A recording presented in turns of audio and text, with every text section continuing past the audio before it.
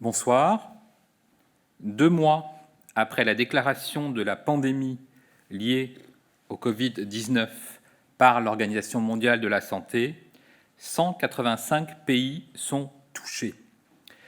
2 737 000 personnes atteintes par le virus, 192 000 décédés, 752 000 guéris.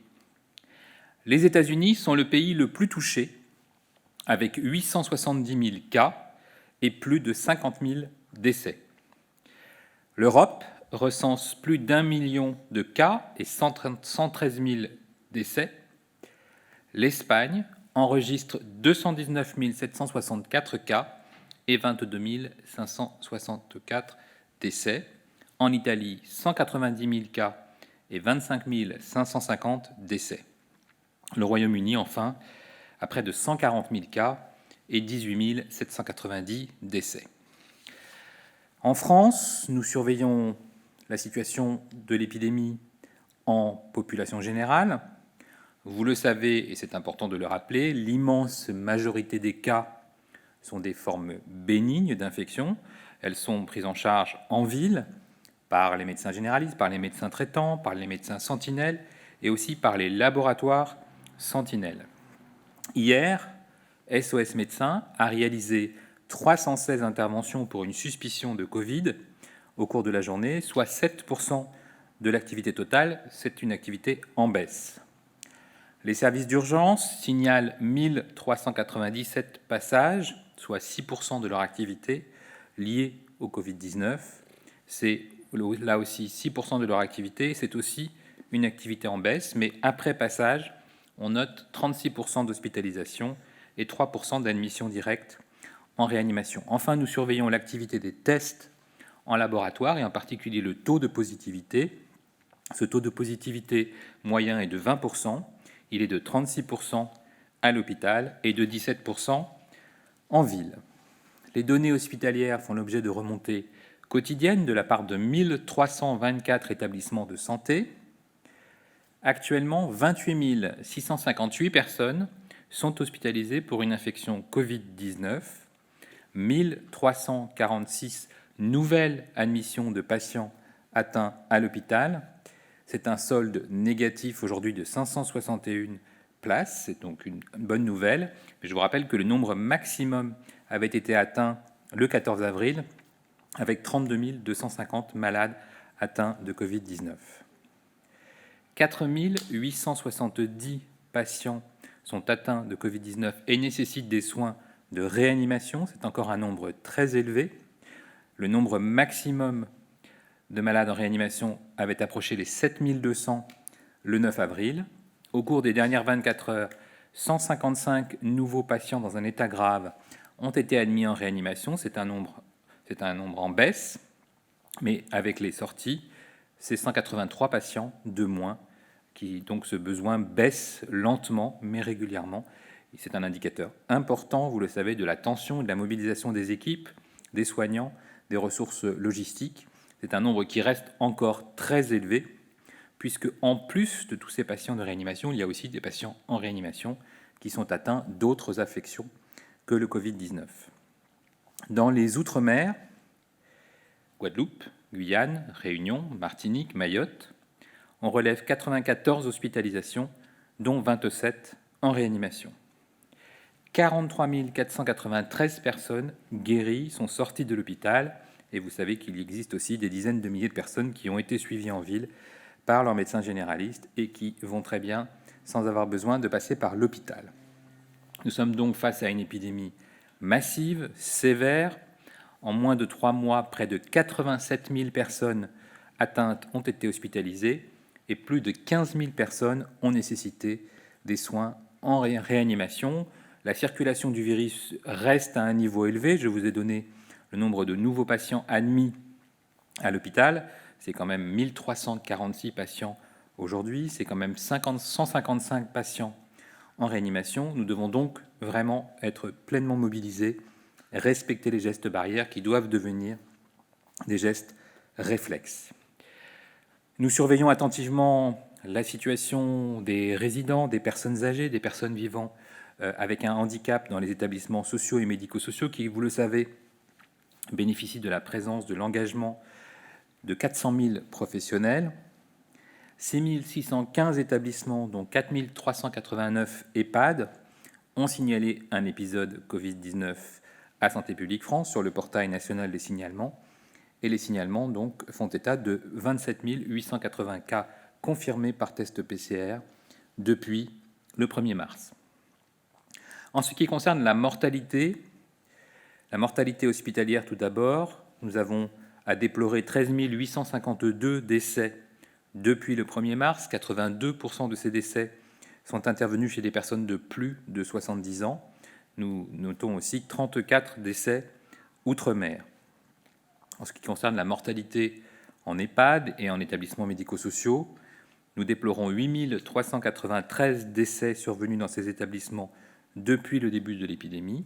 Au total, en additionnant les décès survenus à l'hôpital et ceux survenus en institution depuis le 1er mars, nous déplorons 22 245 décès.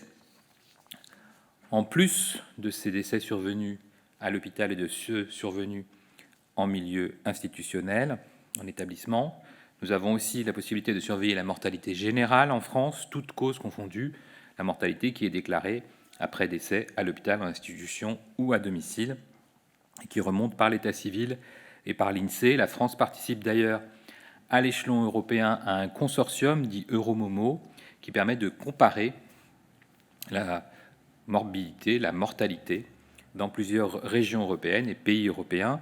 Et c'est ainsi que nous constatons que plus de 12 pays et régions signalent un excès de mortalité au cours de la semaine 15, la semaine du 6 au 12 avril. Et donc la France fait partie de nombreux pays qui ont à déplorer cet excès de mortalité. À l'échelon national en France, la mortalité est en hausse sur la semaine 16, la semaine du 13 au 19 avril, et atteint désormais plus 24% par rapport à l'attendu. À l'échelon régional, un excès de mortalité émerge aussi au cours de cette semaine dans 6 régions, Centre-Val de Loire, Île-de-France, Grand Est, Auvergne-Rhône-Alpes et Bourgogne-Franche-Comté, ainsi que Hauts-de-France, et l'Île-de-France est à un niveau d'excès exceptionnel de mortalité. Cette analyse se fait aussi à l'échelon départemental, avec un excès de mortalité toujours pour la semaine 16, qui est observé dans 25 départements, d'Île-de-France, de Grand Est, des Hauts-de-France, de Bourgogne-Franche-Comté, d'Auvergne-Rhône-Alpes et de Centre-Val de Loire. L'excès de mortalité concerne majoritairement des personnes âgées de plus de 65 ans. Nous avons aussi accès au certificat électronique de décès. 8104 décès contenaient déjà une mention d'infection par Covid-19 dans les causes médicales de décès, et ce sont des certificats électroniques de décès qui couvrent la période depuis le 1er mars. Cette notion d'infection Covid-19 apparaît dans 29% de l'ensemble des décès certifiés par voie électronique. En France, selon Santé publique France, il y aurait 122 577 cas confirmés. Il est donc très important de rappeler le respect strict des gestes barrières, du confinement toujours en cours, de la distanciation physique minimum d'1 mètre et la distanciation sociale avec la réduction des contacts. Nous devons poursuivre tous nos efforts collectifs avec un seul objectif, arriver au plus faible niveau de circulation du virus le 11 mai, au plus faible nombre de malades pris en charge en ville, au plus faible nombre de malades atteints de Covid-19 nécessitant une admission à l'hôpital et évidemment au plus faible nombre de patients dans un état grave ou suivi de décès. Pour réussir ensemble le déconfinement, nous devons respecter ensemble au mieux le confinement, les gestes barrières et les mesures de distanciation. Je vous remercie. 2 questions pour Europe 1. Après le 11 mai, aura-t-on besoin d'une attestation de déplacement qui aura été réactualisée pour sortir ? Alors, ce sont les règles de déconfinement qui ne sont pas encore finalisées. Est-ce que les lésions neurologiques constatées dans certains services hospitaliers sur des malades du Covid-19 vous inquiètent ? Oui, les lésions neurologiques sont toujours inquiétantes et on est toujours très attentif à l'apparition de ces lésions neurologiques. Elles sont souvent observées chez des malades de réanimation. Donc, là encore, il faut que nous ayons des connaissances scientifiques établies par les réanimateurs pour objectiver ces lésions neurologiques quand elles existent. Parfois, elles sont transitoires, parfois, elles sont permanentes, parfois, elles sont liées à des accidents vasculaires cérébraux. Donc, il y a de très nombreuses causes.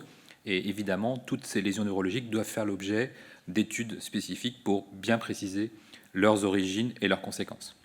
2 questions pour Ouest France et la première en lien avec VL Média également. Des médecins hospitaliers américains relèvent que le coronavirus pourrait affecter le système sanguin en provoquant des caillots sanguins pouvant être la cause d'AVC. Ces symptômes sont-ils avérés et ont-ils été relevés chez des patients français? Si cela était le cas, des traitements contre cette complication sont-ils ou vont-ils être explorés? Oui, alors ce sont des formes sévères qui sont recensées et signalées par de nombreuses équipes médicales dans le monde. C'est une observation que l'on fait régulièrement face à des infections sévères, parce que dans une infection sévère, il y a souvent une inflammation majeure, et on sait que l'inflammation peut causer des thromboses, peut causer des caillots. C'est décrit dans de nombreuses infections. Ça peut être des caillots veineux, ça peut être des caillots artériels, ça peut être des caillots intrapulmonaires, et parfois, ce que vous décrivez, des accidents vasculaires cérébraux. Il y a aussi des causes liées à l'alitement, et donc là encore, les médecins réanimateurs, les médecins qui prennent en charge les cas les plus graves ont l'habitude d'être attentifs aux complications de type thromboembolique qui sont observées chez ces patients graves. Un équipement en masque grand public peut se révéler assez onéreux. Une prise en charge, tout ou partie par l'État ou par la Sécurité sociale, est-elle envisagée? Alors, vous savez que ce sujet est porté par Bercy, par le ministère de l'économie. Le président de la République a été très clair. Il souhaitait que les Françaises et les Français aient un accès facile aux masques. Donc, tout sera fait pour que dans les prochains jours, avant le déconfinement, il y ait un accès aisé pour tous les Français sur tout le territoire à ces masques grand public. 2 questions pour France Inter. Vous avez dit hier devant les députés que 99% des patients contaminés avaient développé des anticorps et qu'ils étaient protecteurs, ce qui est évidemment très rassurant. Sur quelle étude vous basez-vous pour avancer ces chiffres? Pouvez-vous nous en dire un peu plus? Les anticorps ont-ils retrouvé chez tous les patients, même un peu symptomatiques? Sont-ils tous protecteurs? Et comment sait-on s'ils le sont? Alors, il y a plusieurs études en cours. Vous savez que la France est très mobilisée sur les études en population et en particulier des études de séroprévalence qui sont proposées par exemple chez les professionnels de santé, par exemple là encore sur des publications de l'Institut Pasteur qui se sont intéressés à des jeunes dans l'Oise.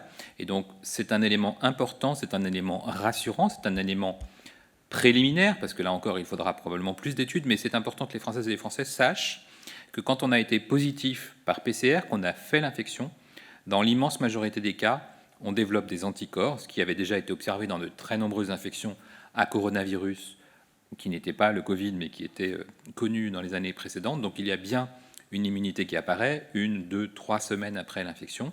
Ça a été observé notamment chez les jeunes adultes qui avaient fait des formes mineures, qui n'avaient pas été hospitalisés. Donc c'est un élément là aussi rassurant. Et les équipes de chercheurs sont en train d'analyser ces anticorps et considèrent dans leurs résultats préliminaires qu'ils ont eu la gentillesse de nous transmettre que ce sont des anticorps qui ont l'air protecteurs. Donc tout ça, ce sont des bonnes nouvelles que l'on souhaite partager avec les Françaises et les Français, puisque nous avons toujours dit que nous dirions ce que nous ne savions pas, mais que nous dirions immédiatement ce que l'on apprenait jour après jour. Une question pour l'AFP. Les armées ont reconnu avoir effectué des achats de chloroquine. Je cite, « Si jamais la chloroquine se révélait validée par les autorités de santé comme étant utile pour lutter contre le Covid-19, cette position annonce-t-elle une évolution de la doctrine du gouvernement français en la matière? Et si tel n'était pas le cas, vous semble-t-il normal qu'une institution de la République se livre à de tels achats préventifs en arguant d'un, je cite, contexte de forte tension des approvisionnements de matières premières à usage pharmaceutique, tensions qui ont eu des conséquences dans le secteur hospitalier public? » Je n'ai pas à commenter les décisions du ministère des Armées. 3 questions pour la PM. A-t-on un bilan sur la prise en charge des patients transférés en dehors de leur région, sortie de réanimation, retour dans leur région et la façon dont ce retour est organisé, lieu d'hospitalisation, retour à domicile? Alors, nous n'avons pas encore d'études individuelles, évidemment, pour rassurer tout le monde. Ces patients ont été transférés dans d'excellentes conditions de sécurité grâce à la mobilisation des équipes de transport qui ont été massivement engagées, massivement mobilisées avec des réanimateurs, des infirmiers, donc dans des conditions de sécurité maximale. Je pense d'ailleurs que nous ferons un bilan complet de ces évacuations sanitaires parce que nous avons appris beaucoup et nous avons réussi ces évacuations très nombreuses, 640 évacuations de malades de réanimation par différents vecteurs aériens, hélicoptères, bateaux et TGV médicalisés. Donc il faudra que nous procédions à un retour d'expérience et à une synthèse de tout ce que nous avons fait, notamment pour soulager les équipes les plus touchées les plus fortement impactés par l'épidémie, dans le Grand Est en particulier, mais aussi en Hauts-de-France et en Île-de-France. Mais nous n'avons aucun élément de pronostic particulier sur ces patients individuellement. Ils sont pris en charge dans les hôpitaux plutôt de l'ouest de la France ou du sud de la France, là où l'épidémie a moins sévi, et donc ils sont pris en charge comme les autres patients et dans des bonnes conditions. Selon Reuters, la France a allongé la liste de médicaments dont elle interdit l'exportation et cela ne plaît pas du tout à la Commission européenne qui demande justement à lever ces restrictions sur des médicaments vitaux. Quels sont les médicaments interdits d'exportation en France? L'Europe n'est-elle pas prioritaire? Alors nous avons pris des décisions très particulières pour justement favoriser l'accès de médicaments qui étaient en très forte tension pour les établissements français qui prenaient en charge des patients graves en réanimation. Ce sont des mesures d'exception qui permettent d'assurer les établissements qui en ont besoin dans des conditions d'extrême tension d'avoir ces médicaments pour les patients. Est-il envisagé que le Covid-19 devienne une maladie à déclaration obligatoire, notamment pour faciliter le suivi de l'épidémie sur le territoire? Alors c'est une très bonne question. Vous savez qu'en France, on a une trentaine de maladies à déclaration obligatoire qui nécessitent par exemple une déclaration immédiate comme les méningites parce qu'il faut prendre immédiatement des mesures ou qui nécessitent tout simplement une surveillance épidémiologique. La différence entre ces 30 maladies à déclaration obligatoire et la maladie Covid-19, c'est qu'il y a beaucoup de cas de Covid-19 et que le vrai objectif de la surveillance Covid-19, c'est d'avoir le maximum de cas, de tester donc toutes les personnes symptomatiques, d'être capable de faire du contact tracing, c'est-à-dire de faire immédiatement, dès qu'un patient est détecté positif, dès qu'une personne est détectée porteuse du virus, de rechercher immédiatement ses contacts, de tester ses contacts et ensuite d'isoler les contacts, isoler évidemment le malade et mettre en place une quatorzaine et un suivi actif. Donc c'est plutôt cet objectif-là que nous avons sur l'ensemble du territoire national, être capable de détecter les personnes symptomatiques, de détecter leurs contacts et de les prendre en charge dans les meilleures conditions pour éviter que le virus ne circule. 2 questions pour Radio France. Quel est le nombre de tests PCR réalisés à ce jour, hospitaliers, labos de ville, en EHPAD et établissements médico-sociaux, autres laboratoires type vétérinaire ou recherche, et le nombre de tests sérologiques sur personnel soignant notamment, s'ils ont commencé? Alors, vous savez que l'objectif en France est désormais très clair. Nous devons tester les malades, nous devons tester les personnes symptomatiques, nous devons tester les cas contacts de ces personnes, nous devons tester les professionnels de santé, les personnes dans les établissements de santé lorsqu'il y a des cas, et puis bien sûr cette stratégie de dépistage prioritaire pour les EHPAD, pour leur permettre, lorsqu'il y a des cas, de savoir quelle est la présence du virus parmi les résidents, quelle est la présence du virus parmi les personnels, pour pouvoir les aider à organiser les soins, à organiser la vie de l'EHPAD en secteur atteint ou non atteint pour protéger au maximum les résidents. Et le ministre en a reparlé aujourd'hui. Nous augmentons notre capacité de jour en jour. Nous sommes désormais à plus de 40 000 tests PCR par jour. Donc vous voyez que nous sommes vraiment mobilisés pour réaliser nos objectifs. Au vu des dernières données de pharmacovigilance et parce que la majorité des cas sont apparus à l'hôpital, est-il envisagé d'interrompre certains bras de l'essai clinique Discovery, en particulier le bras hydroxychloroquine? À quel stade prend-on cette décision? Alors, ça c'est un point très important. Lorsqu'il y a un essai thérapeutique, il peut être interrompu n'importe quand, n'importe quel jour, s'il y a un signal négatif. C'est-à-dire s'il y a des décès, si on sent qu'il y a un impact négatif pour des personnes qui prennent un traitement, à partir du moment où apparaissent des effets indésirables graves, où il y a visiblement un désavantage majeur dans un bras versus un autre, il peut être interrompu à n'importe quel moment. Aujourd'hui, ce n'est pas le cas. Ce n'est pas le cas de l'essai Discovery, qui a fait l'objet d'une analyse intermédiaire, et ce n'est pas le cas d'autres essais, mais ça arrive régulièrement dans l'histoire des essais thérapeutiques que des bras soient interrompus parce que l'effet est défavorable, et évidemment, il n'y a aucune raison de poursuivre l'inclusion de patients sous traitement lorsque ce traitement, quel que soit ce traitement d'ailleurs, s'avère défavorable pour le patient. Une question pour Hospimedia. Dans le cadre de leur réouverture progressive, les ESAT seront-ils fournis en masque pour leurs travailleurs en situation de handicap par le truchement des circuits logistiques des établissements et structures médico-sociales? Alors c'est tout ce que nous mettons en place, la stratégie d'accès aux masques, soit pour les institutions médico-sociales et sociales, soit pour les personnes qui sont exposées. Et donc là encore, dans les prochains jours, nous aurons des explications très claires à fournir à l'ensemble des travailleurs et à l'ensemble des structures concernant l'accès aux masques, soit dans le cadre des masques soignants ou du champ médico-social, soit dans l'accès aux masques grand public. Question pour le Wall Street Journal. Qu'est-ce que la France fera avec la surcapacité des lits des soins intensifs aux hôpitaux et comment est-ce que la France va organiser ses hôpitaux pour faire face au Covid-19 dans le moyen terme? Est-ce que la France va garder cette capacité s'il y a un rebond des cas? Alors, sur la capacité en soins intensifs, je rappelle que nous avons doublé notre capacité de réanimation, ce qui était totalement inédit et ce qui s'est fait en quelques jours, donc une prouesse des équipes hospitalières. Nous avons doublé ces capacités et nous avons encore besoin de ces capacités augmentées, puisque je vous ai parlé du nombre de patients Covid en réanimation, mais il y a aussi des patients atteints d'autres pathologies graves. Donc nous avons encore besoin de ces lits. Nous espérons évidemment que le besoin en lits va se réduire. Nous avons aussi besoin de garder une capacité de réponse face à un éventuel risque de reprise épidémique, s'il y a un rebond, s'il y a à prendre en charge des cas groupés. Donc nous avons à la fois à revenir petit à petit vers une activité normale hospitalière. Vous savez que nous avons eu une très forte mobilisation grâce à la déprogrammation. Nous avons interrompu des activités programmées de médecine, de chirurgie. Les établissements de santé privés se sont mobilisés aussi pour aider les établissements publics. Donc tous ces établissements se sont réorganisés. Nous allons petit à petit adapter notre posture pour permettre de reprendre une activité normale. Je rappelle que nous encourageons les patients atteints de pathologies chroniques ou de pathologies aiguës à consulter leur médecin ou à consulter les services hospitaliers qui les suivent. Donc il ne faut pas hésiter à se rendre à l'hôpital si on a besoin d'aller à l'hôpital, mais nous avons en permanence besoin de garder une posture vigilante, l'épidémie n'est pas terminée, pour pouvoir prendre en charge tous les patients.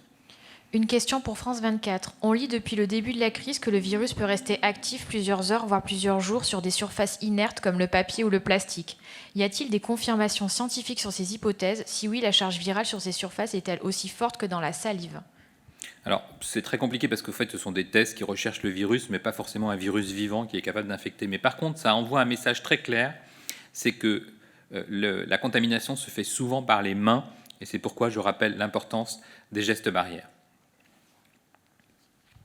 Une question pour Diaspora News Magazine. À l'instar de la grippe qui est saisonnière, peut-on évoquer une saisonnalité du coronavirus? Alors, on n'en sait pas grand-chose, puisque comme je vous le dis régulièrement, ce virus est émergent. Il est arrivé depuis 3 mois, donc nous ne savons pas comment il va se comporter cet été, et s'il reviendra et sous quelle forme il reviendra à une autre saison.